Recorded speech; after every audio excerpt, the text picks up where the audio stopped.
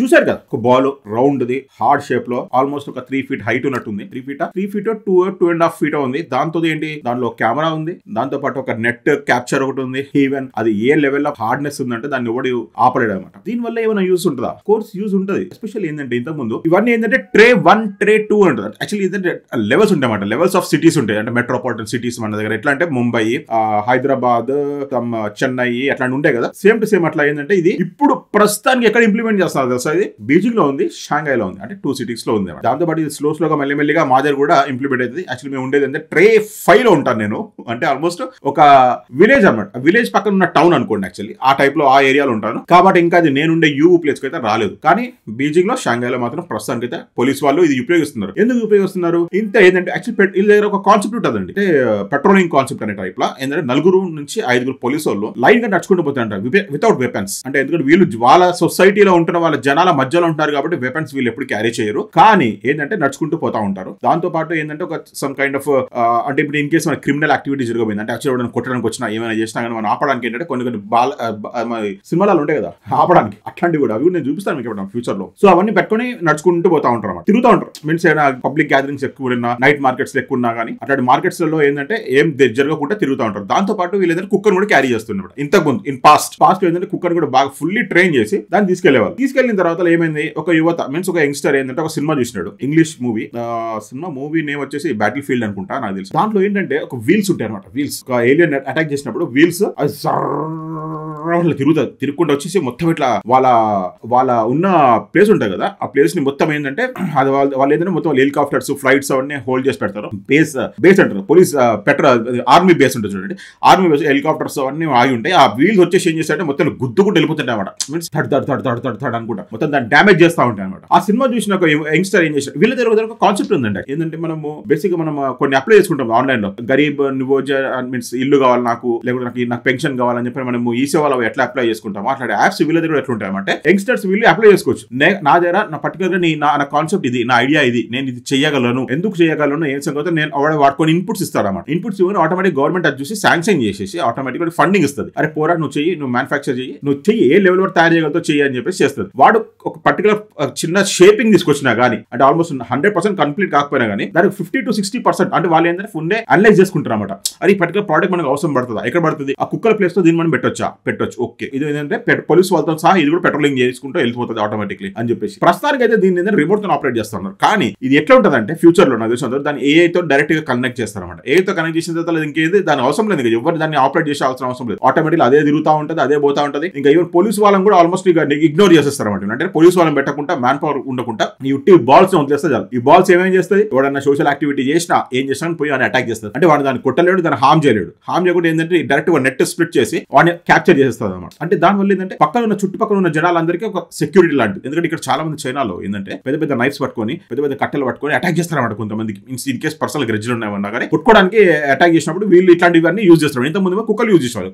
కుక్కను ఏం చేసి కుక్కవి పట్టేస్తారు కదా, కుక్క ఓవరంటే వీడు చెప్పిందని పడుతుంది, లేకుంటే ఇన్ కేస్ వేరే రాంగ్ పర్సన్ కూడా పట్టవచ్చు. కానీ ఇదేంటంటే మొత్తం టోటల్లీ క్యాలిక్యులేట్ చేసి అది చేసి ఇది చేసి ఎవరికి కరెక్ట్ పట్టాలి పోయి అని పట్టేస్తుంది. సో దీనివల్ల మన కాన్సెప్ట్ మనకి ఏమొచ్చింది, ఒక యువతని చిన్న సినిమా మూవీ చూసి వాడికి ఫండింగ్ ఇచ్చి వాడిని ఎంకరేజ్ చేసి దాంతో పాటు దాన్ని R&D చేయించి అది ఎట్లా ఎందుకు యూస్ పడుతుంది ఏం సంగతి అని మొత్తం డీటెయిల్ గా దాన్ని క్యాప్చర్ చేసి దాన్ని ఫుల్లీ ఫైనల్ ప్రోడక్ట్ తయారు చేసి వాళ్ళ దేశాలలో మీన్స్ వాళ్ళ Tier 1 Tier 2 సిటీస్ లో వాళ్ళు ఇంప్లిమెంట్ చేసిన తర్వాత వాళ్ళ సోర్స్ లో మొత్తం చేస్తారు. చేసిన తర్వాత జనరల్ గా వేరే ఫారినర్స్ వస్తారు కదా, ఫారినర్స్ వచ్చినప్పుడు చూస్తారు. ఫర్ ఎగ్జాంపుల్ సౌదీ వాళ్ళు వచ్చారు, దుబాయ్ వాళ్ళు వచ్చారు, అది చూస్తారు ఆ బాల్ ని చూసి అరే ఈ బాల్ కూడా చాలా యూస్ఫుల్ ఉంటుంది, మన కంట్రీ కూడా అవసరం పడుతుంది కదా అనేసి వాళ్ళు ఏం చేస్తారంటే దీన్ని వాళ్ళకి ఎక్స్పోర్ట్ చేస్తారు. దాన్ని బట్టి అర్థమైంది కదా, business to business talent encourage అవుతా ఉంది. అంటే యంగ్స్టర్స్ ని ఎంకరేజ్ చేస్తా ఉన్నారు. సోషల్ లో మన లైఫ్ లో యూజ్ ఉంటుందా అంటే యూజ్ ఉంటుంది. అంటే గవర్నమెంట్ దగ్గర ఉన్న ఫండ్స్ ప్రకారం వీళ్ళు ఏంటంటే చాలా ఇన్వెస్ట్ చేసి, మీరు ఒక చిన్న ఎగ్జాంపుల్ చూడండి అబ్బాయి, కుక్క ప్లేస్ లో ఒక చిన్న బాల్ ని పెట్టినారు. దాన్ని బట్టి మనం ఇమాజిన్ చేయొచ్చు జనాలకి తెలియకుండా, యాక్చువల్ లోకల్ గా ఉన్న పబ్లిక్ కి తెలియకుండా వీళ్ళు చేసే సీక్రెట్ మిషన్స్. రీసెంట్ గా